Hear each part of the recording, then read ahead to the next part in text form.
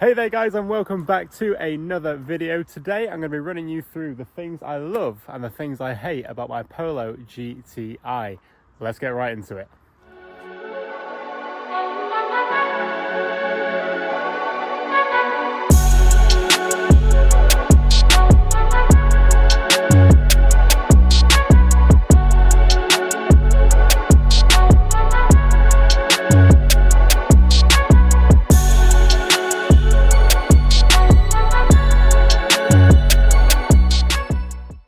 First up on the list, guys, has to be the looks of the Polo. Try and tell me that isn't a mean front end. I think this car looks absolutely incredible, even in standard form, in all fairness. Maybe the back more than the front more than the back, but overall, what a pretty car.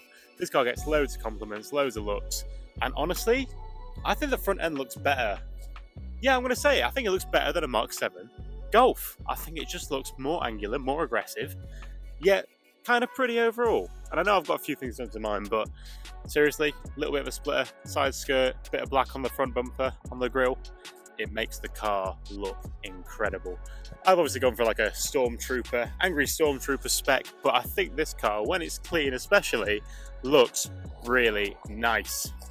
I might even go as far as saying this is actually the best Polo I've ever made. I mean, looks wise, definitely, maybe not build quality wise, but it's just super nice to look at, and they've kept the sort of squarish Polo lights that the previous models had, whereas with the facelift, they've kind of added those extra little bits on the end where, yeah, I don't quite agree with that. They're trying to make it look a bit more like a Golf, when really, they need to keep what a Polo is about. In fact, guys, leave a comment below if you think your pre-facelift Polo is better than the new facelift version, because I definitely think looks-wise, yeah, it really is. I nearly forgot to mention how much I love my pan roof. It makes the car look so much better, and it's just awesome to drive with it open all the time. Second on the list, guys, has got to be the engine in this car. This is a EA888 Gen 3B with a few more emissions things involved in the engine compared to the Gen 3, but nevertheless it's still a powerhouse. It comes with an IS20 turbo housing with smaller internals, but it still pushes out 197 brake horsepower, which is pretty good by hot hatch standards. My current car is obviously running a Stage 2 tune. It's got a downpipe, it's got an intercooler, it's got a full intake, and this car makes 294 brake horsepower and 539 or 6, can't remember, newton meters of torque, which makes this car pretty nippy, as you will have seen in my videos. But also, on top of the power figures, guys, this car's really reliable. I drive a lot in this car. I do about 20,000 miles a year, and believe me, those miles weren't easy on the car either. I have a heavy right foot, so I think it just goes to show how reliable this car can be. So if you're a younger person wanting to get into a modified car, but you may be worried about blowing it up, I think a Polo might be the one for you, or in fact any VW Group car with a 2-litre TFSI engine. Obviously they come with the faults, but I'm sure you guys already know about that, but I do think they are few and far between. The next thing I love about this car, guys, has to be the sound it makes. I absolutely love the sound of this engine. I know a lot of people think it sounds like but I disagree. It's got a really nice bassy tone to it, and when you're going high in the rev range, it absolutely screams. I adore it. So have a listen to how that sounds now.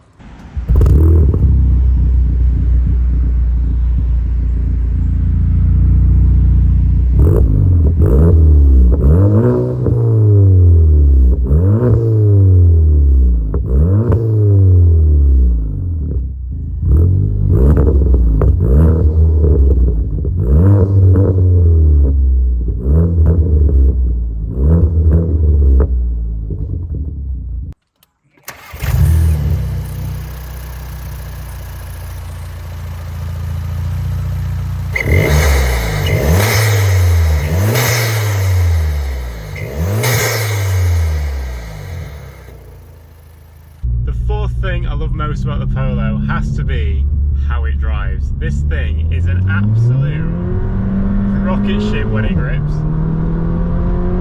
It just flies, absolutely flies. And I know my car's tuned, but they are fairly quick standard, and you can get them making this kind of power for not all that much money. You could do it cheaper than I've done it. Guys, the weight of the car matched with the power, it's a little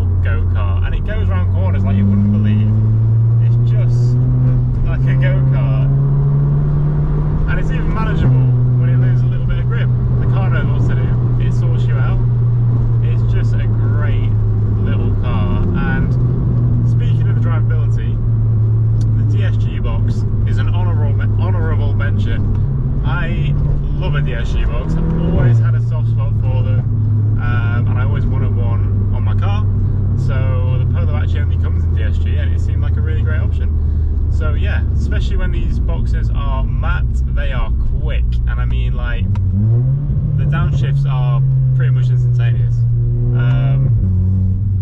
I went out with Hampshire Photography recently, not on a date, we're filming a video, and he was commenting, he was like, those shifts are quick. Like, MRC have done a really good job on the box.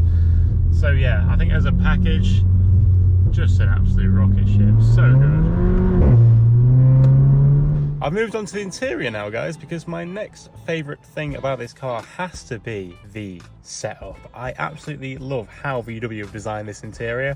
I actually prefer it to any Golf, any Mark 8 Golf, anything like that.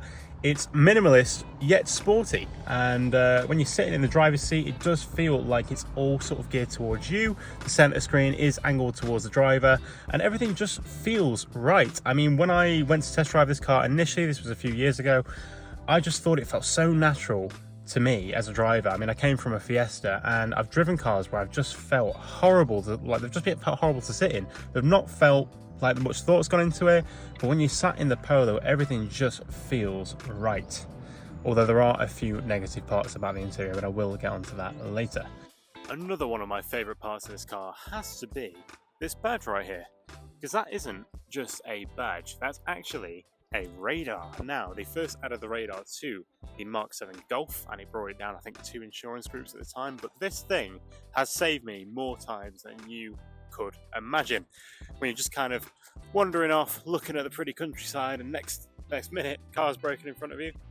Yeah, this thing will brake for you. It does your adaptive cruise control.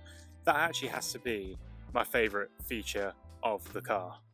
The negative points for the Polo I can cover really quickly for you guys. So, number 1, interior build quality issues. Now, even though the interior is solid, it's rattly. There is a lot of rattles going on in this car. It's been to VW a handful of times to address a few different issues. Rattles from the pillars, where the trim meets the other bits of trim near the door. Just feels a little bit rushed, and it's quite annoying, to be quite honest with you, and it seems to be a very common thing in the Polo platform. So if you buy a Polo AW, do be wary of that. Another thing, plasticky parts, like it really feels, the dashboard, the wheel, the stuff that you actually touch aside from the doors is fine. Everything else really plasticky. I mean, let me just show you really quick. So obviously dashboard, nice soft touch up there, lovely, nice seats, nice everything, and you get to the doors and it's like, oh okay, really hard touch, plasticky stuff. Even more cost cut on the back doors here. I mean, you don't even get the red trim on these. It's all super plasticky, but it's kind of to be expected on a Polo when they're saving the money. It's not a Golf, you know what I mean? They're gonna spend a bit more on the Golf, cheap out on the Polo a little bit. Overall interior nice, but yeah, there's a few plasticky parts.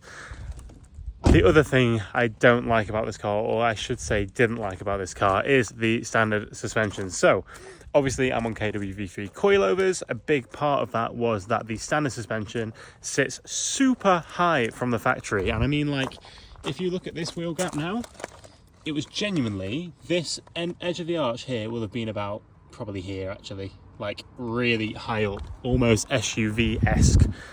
Yeah, not good. And when you lower that, it's not designed for it, so you're hitting those bump stops really quickly. I've just noticed, I've been out for a bit of driving on that last clip. Look how blue my discs have gone. I don't know if that's coming across on the camera very well, but yeah, that is hot. That is very hot. Yeah, so that's my one gripe with the actual handling of the car. I think the standard suspension isn't up to the task. But there's very little I can say that's negative about this car, to be quite honest with you guys. I absolutely adore it, and I think if you got one as well, you'd adore it too. But there are obviously a few things that can be improved with them. So guys, that wraps up today's video. Thank you so much for watching the things I love and hate about my Polo GTI. If you want to see more content on this car and other car related things, please don't forget to subscribe to Passion for Petrol.